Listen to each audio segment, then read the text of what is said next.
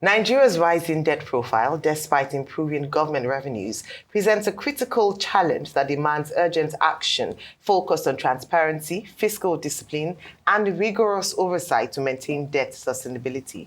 The Speaker of the House of Representatives, Tajuddin Abbas, sounded the alarm at a recent public forum, revealing that Nigeria's public debt had surged to 149.39 trillion naira. That's approximately $97 billion by the first quarter of 2025. This escalation pushed the debt-to-GDP ratio to 52%, significantly surpassing the recommended ceiling of 40%. Joining us on the show to discuss the rising debt profile and medium-term debt strategy is Tilewa Adebajo, Chief Executive Officer at the CFG Advisory. Good morning and welcome to the morning show. Good morning. Good to see you back. Good to see you. Thank you. Good being back. Good Always to see good you. to see you. Back as well. Yes. Good to see you. All right. Debt. I want to call you the debt police because usually when we have you on the table, it's either you're talking about ways and means or Nigeria's debt profile or the alarming rise in the debt profile. Now you see where we are. So your alarm, you sounding the alarm was very apt. We are 52% debt to GDP ratio, far above the 40%. And it looks like there's no, even though the president say we're not borrowing anymore because they are doing well with revenue collection. However, to prevent our debt profile from skyrocketing, what are the ways that we must immediately begin to adopt to manage the debt situation in the country? Thank you very much. Good morning. First of all, I think what is important to understand that, first of all, Nigeria's debts, we're not yet in a debt crisis. I think it's important for us to stay, yes, we're not yet in a debt crisis. But clearly what has happened is that we have violated some of the tenets of the Fiscal Responsibility Act. So what that means is that there is an urgent need for fiscal reform. And in terms of that urgent need for fiscal reform, there was a medium-term debt strategy session that was normally done. Now, the medium-term debt strategy is a tool which the World Bank and the IMF uses to be able to ensure that your debt is managed in a sustainable way. And going through that analysis, I think we came up with new parameters. So I think what is important is that we now need to look at some significant fiscal reforms in Nigeria. I believe that the fiscal reforms are even more important than the tax reforms. And I believe that the fiscal reforms should have come first before the tax reforms. Because as Rufai was saying earlier in the program, a lot of the savings that we've made from the subsidy is going towards debt service. Yeah. And debt service is the #1 item now on the government list. But having said that, like I said, I think it's also important for us to know that it's been 2 years. We also need to change the narrative from the media. And we need to redefine the economic narrative in terms of where are we and what we need to do. It's been 2 years since the Minister of Finance was appointed, which was in August last year. The Minister of Budget and Planning was also appointed in August last year. And the Central Bank Governor was appointed in September last year and also confirmed by the Senate in the same September. So it's been 2 years since they have been done. So it's important for us to look at a reset and redefine the narrative. Yes, we do have this alarming debt profile, but for me, as you said, the fact is that we are not using ways and means. The administration started earlier by drawing down about 7 trillion on ways and means. That has stopped.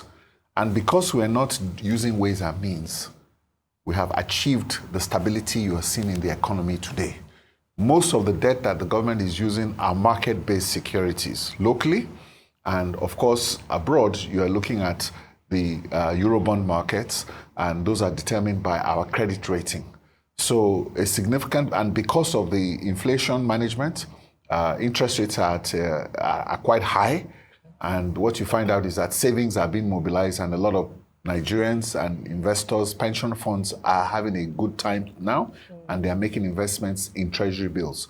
So for people who are making investments and saving, it's a good time for them in the economy. So what we need to start looking at now is that we need to grow the economy. And we need to start focusing on the micro issues. And I think that really this is where the challenge is right now. And yes, of course, these are the things that are there. But the fact that we are no longer using debt, we're no longer using ways and means, we've achieved stability. And you can see that the exchange rate is also quite stable. And I think we can discuss that much later. So let's deepen this conversation around debt, Yes. because like Ayo mentioned, the president had made that, shared the information rather that we're no longer borrowing from local banks. That was the clarity that was given by the presidency, which is that when he said that there's no longer domestic borrowing, it's that they are no longer doing it from the local banks. Because we know that last year that spiked up, I think, by about 90%. There was a high rate of borrowing domestically from the banks.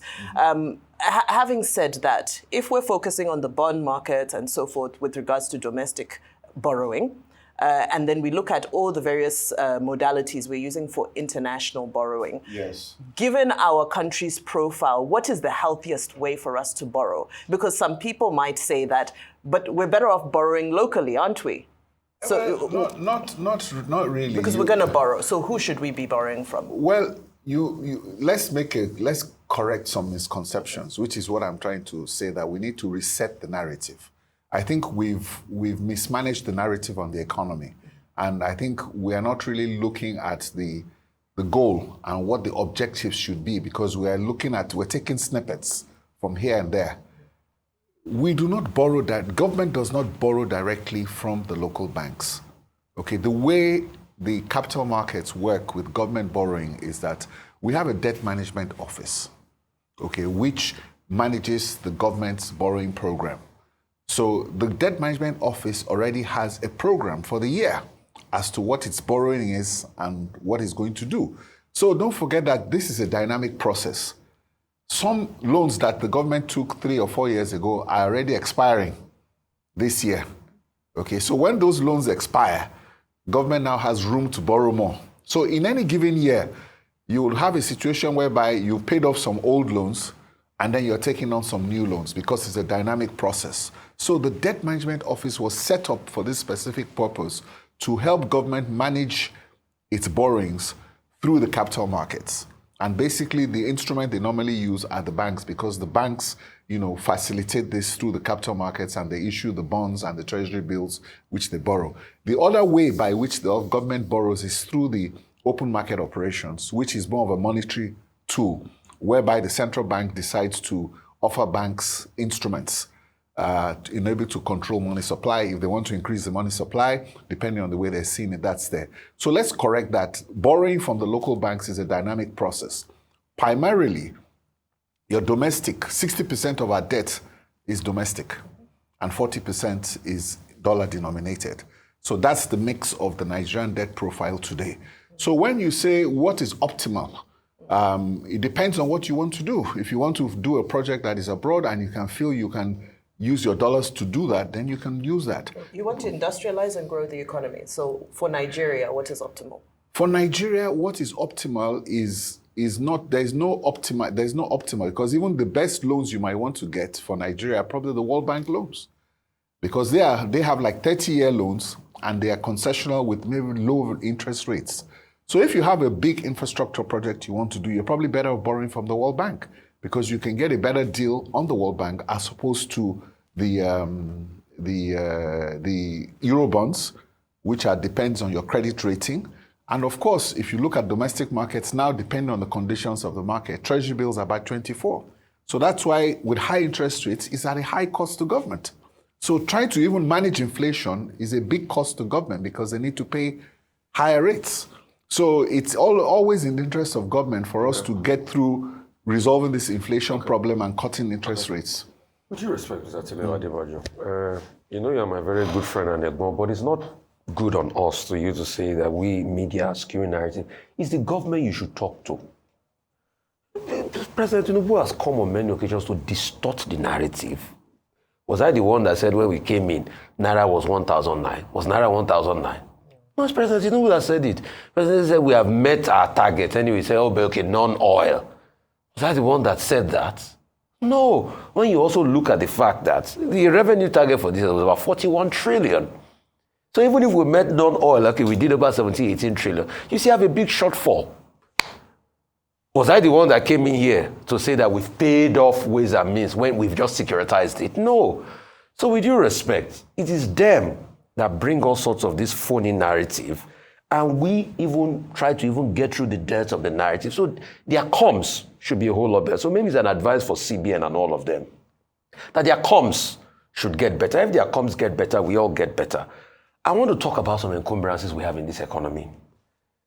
Recently, President Tinubu has gone to the bond market again. The bond market is about 4 trillion. They say they want to use to pay people that are owing money for electricity. Electricity people.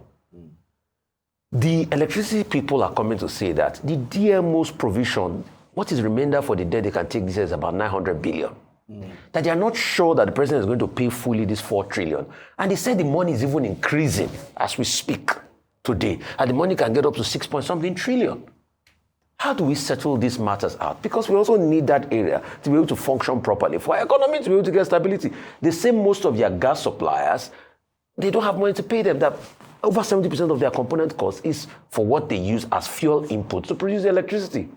So how do we really go through matters like that as regards balancing debts?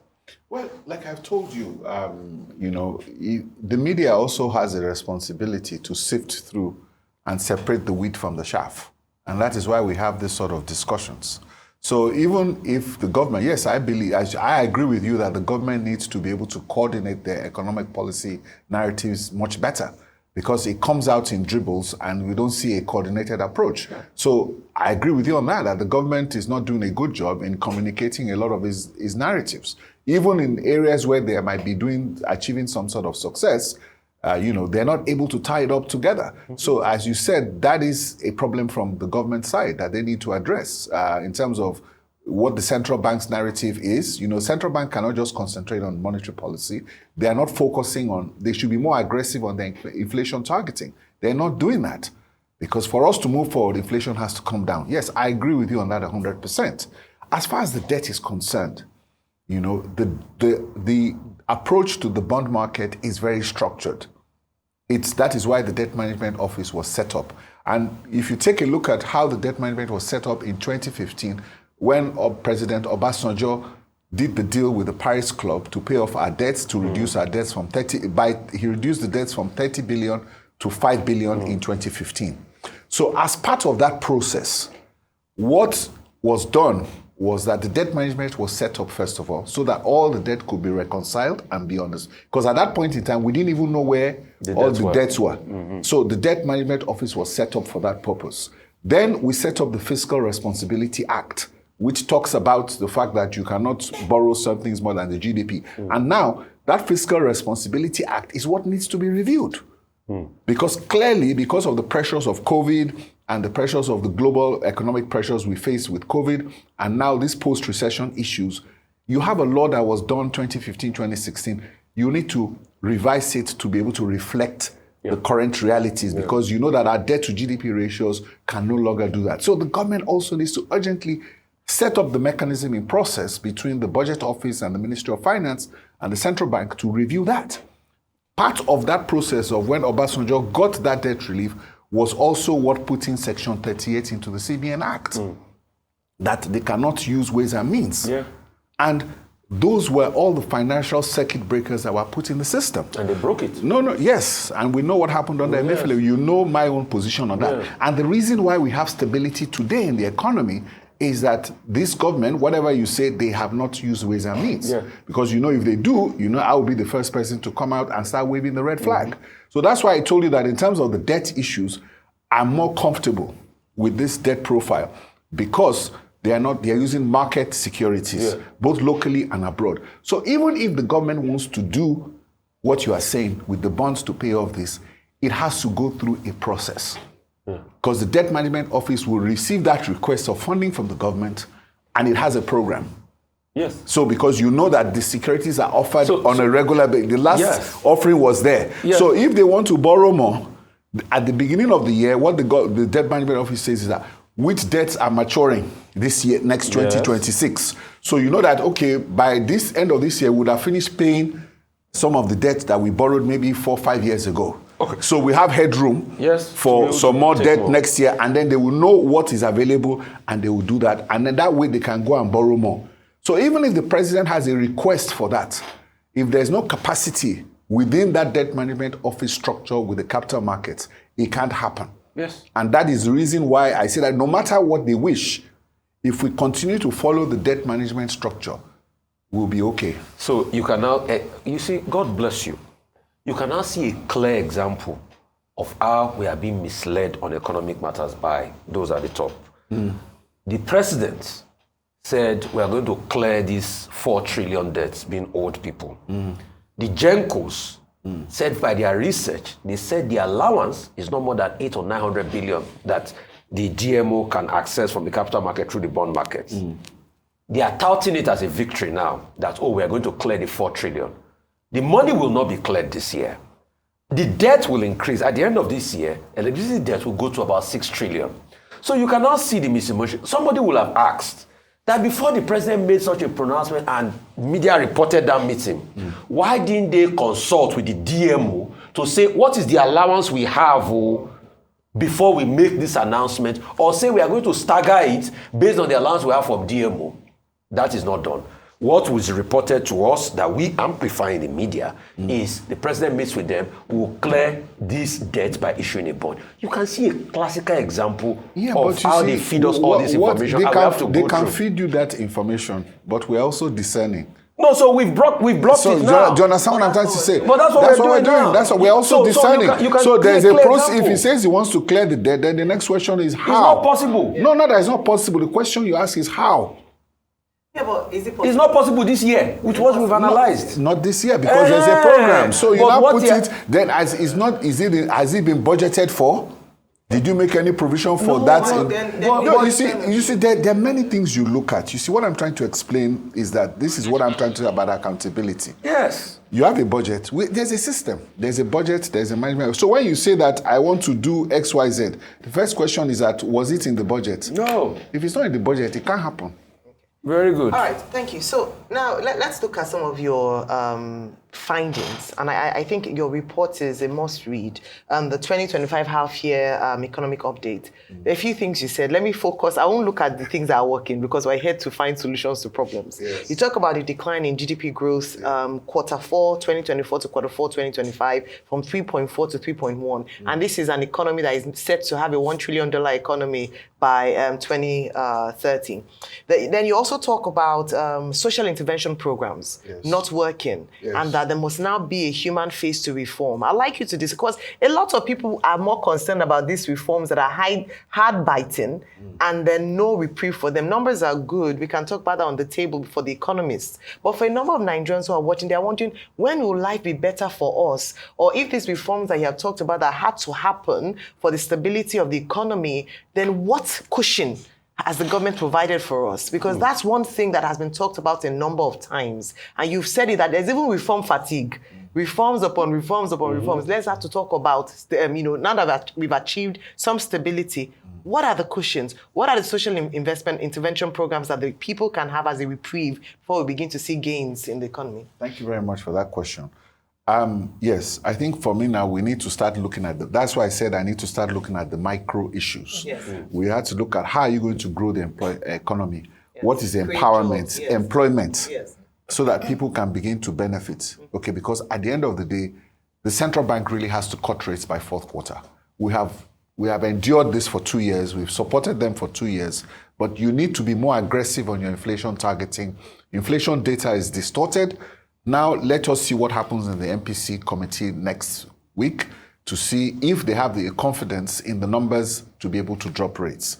But having said that, let me address those issues you've talked about in terms of reforms alone is not the solution. Reforms on themselves cannot be the solution or answer to growing the economy. And this is what I'm talking about, the narrative and what the benchmark is. If you take a look at the research we've done over 30 years in Nigeria, GDP growth of 8 to 10% only happens when inflation is 12% or lower. It's a statistics for Nigeria. So if you cannot get inflation to 12% on a real basis, you cannot achieve that growth. The 1 trillion economy we've talked about, we started talking about 1 trillion economy here. We said Nigeria already has a potential of 1 trillion economy. 1 trillion economy is a mirage. We shouldn't go there again. We should stop talking about that is the potential. I believe that Nigeria is already more than a $1 trillion economy. But that is the potential of our economy. But if you do not have your policies in place, you cannot reach that 1 trillion economy. And like you said, yes, there has to now be a human face. But surprisingly, some data came out, which I sent to you. And I think I circulated within my broadcast group about the intervention program, which you talked about why government is not communicating the information. I just stumbled on this information and I saw that apparently they have been doing a lot of work with the intervention program. What has slowed it down was the fact of the verification of the NIN and what's the other one they use? BVN. So basically they're verifying NIN and BVN to ensure that the people that they're paying are looking at, because their target of 15 million households, I think they've already gone to about 60% of that. And I think I sent you that report. Yes. So when I saw that, and I said, okay, why is this information not in the public domain? Because this is really what is important to help people. But to help everybody as a whole in Nigeria, households, companies, and everybody, if inflation comes down to 12%, everybody in Nigeria will benefit. Mm-hmm. We can now have our purchasing power. Mm-hmm. We can stop being a sachet economy and all that. So that's why I'm saying that the priority for Nigeria today is for us to get inflation to 12%, and then our middle class will re-emerge. Because right now we have eroded purchasing power, we have wiped out a lot of people from the middle class. So and that's why I'm saying that the onus now is on the central bank to aggressively pursue their inflation targeting strategy, and government really needs to begin to cut down on expenditure. Because if you look at core inflation, which discounts food inflation and energy inflation, the key driver of inflation now is government expenditure. So government needs to control that. There's need for fiscal reforms, and then we look at that. But again, another thing that has happened that I'm quite pleased about now is that the Minister of Finance now has to issue a certificate before you go under any expenditure. So that is also very important. And another macro issue, which I just also found out, was the fact that they have now identified in all the words. I think the National Economic Council just came up with, they just finished the last National Economic Council meeting.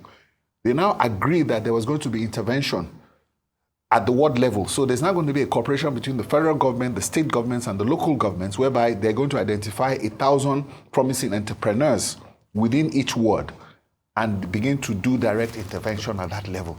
Now, these are the things that we need to see, because that is what you do at that level to be able to put that human face to your reforms and to be able to stimulate growth. We need to start looking at the micro. Can I just say, just for this numbers you're saying, I understand communication and for us to hear about it, but I think more than hearing is to feel it. And maybe that's why there's a conversation around, it's not happening. You can release reports about, we are doing, but if we don't see the impact, then it doesn't matter. So I understand the need for communication, but the best communication are the people, impact, seeing and feeling the impact on the people. That's what we are not seeing yet. So I even believe more than the communication you're talking about is to see the impact. There's no point spending money on social intervention programs when we don't feel the impact or see the impact, is what I would say. That's the best form of communication. True. And, like I said, it's 2 years. And that's why I'm saying that it's a midterm economic review that needs to come out to be able to say, okay, these are where the impacts are. But if we sit down here, we're doing the analysis, these are the things that we're bringing out. We understand that what we can see in terms of numbers is we all acknowledge this economic stability. We all acknowledge the fact that the exchange rate has been managed. But now the question now is that how does that begin to impact to grow the economy? Yeah. Because our growth, as you said, is actually declining. Yeah. Yes. From 3.8 in fourth quarter to 3.1. So that's a concern that our first quarter GDP growth is declining. And then, of course, inflation is still not under control. So those are the two dynamics that we really need to manage. So like I said, for us to feel the impact, inflation has to reach 12%. Then you can know that whatever naira you are holding, you can get more from it. Yeah. This is a paradox of stagflation, though, because we hear advocating for CBN to cut those rates. Everybody's praying for it, so that we can stimulate the productive sector. But ultimately, you keep referring back to inflation targeting, and that's their way of inflation targeting is to keep the rates high. So, what are the policy tools that you think CBN now needs to implement to try and rein in? Because it seems like CBN is doing all they can possibly do. The government just needs to cut spending.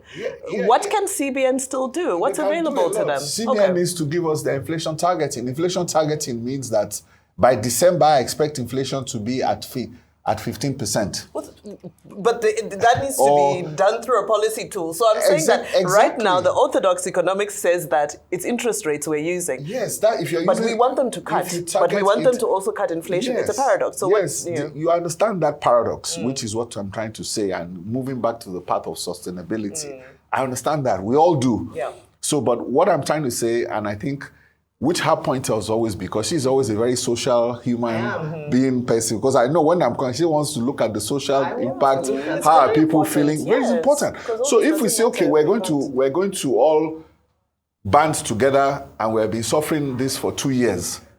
At some point in time, we're going to have to say, okay, guys, we need to start providing some relief. Which is what I'm trying to say, and that is really what we really need to do. So, but you still haven't told me which policy tools you want the CBN inflation to use. targeting means that CBN will have to tell us that they expect inflation to be at 12% by August next year, and then they work towards it. At some point in that's what I'm trying to say. That's inflation targeting like is a tool. It's not like that. It's a tool. You set those expectations, then you aggressively begin to tighten.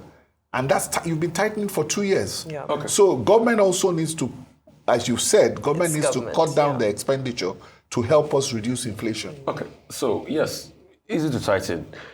You see, it's so funny how down this country has gone that we forgot at a point in this country we used to have an inflation target of 9% of the CBN. Yes. But those days are long gone today. Single digits. And that used to be the target, 9%. And those days were just the days where Sanusi was in charge of the CBN here. But you see, I can see when Viba is asking you that question, you're struggling because it's a very big paradox. In one breath, we want productivity. And when we want productivity, reduce rates.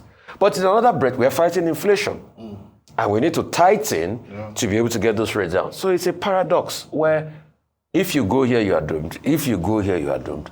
But we want productivity. You have said some things.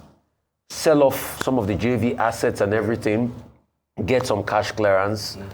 When you get the cash clearance, what do we now then do for a government, again, that has not shown signaling of prudence in spending?